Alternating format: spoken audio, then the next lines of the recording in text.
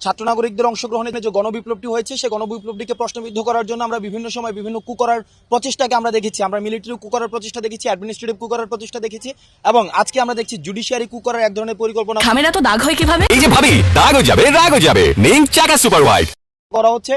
আমরা যেই বিচারপতির পদত্যাগ চেয়ে 24 ঘন্টার আলটিমেটাম দিয়েছি, সেই প্রধান বিচারপতি এবং অন্যান্য বিচারপতিদেরকে নিয়ে তারা ডিজিটাল কু করার এক ধরনের পরিকল্পনা করছে। কারণ গতকাল আমরা দেখেছি খুনি হাসিনার যে সন্তান বিদেশে বসে উনি উনকাট দিচ্ছেন যে সরকারটি গঠিত হয়েছে সেই সরকারটি হচ্ছে কনস্টিটিউশনালি ইনভ্যালিড। আমরা স্পষ্ট করে বলতে চাই, খুনি হাসিনার পতন ঘটেছে, খুনি হাসিনার কোনো পদত্যাগ করার প্রয়োজন নেই। ছাত্র নাগরিকের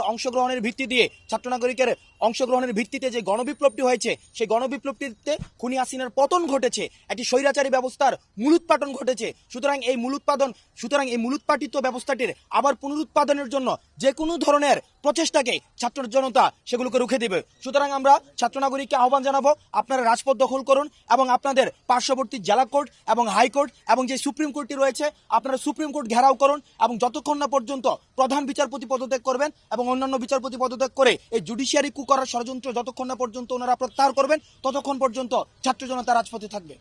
আমরা হাইকোর্ট ঘেরাও করব এবং যেই বিচার বিভাগের যিনি প্রধান বিচারপতি তার পদত্যাগ না হওয়া পর্যন্ত ছাত্র জনতা রাজপথ দখলে রাখবে।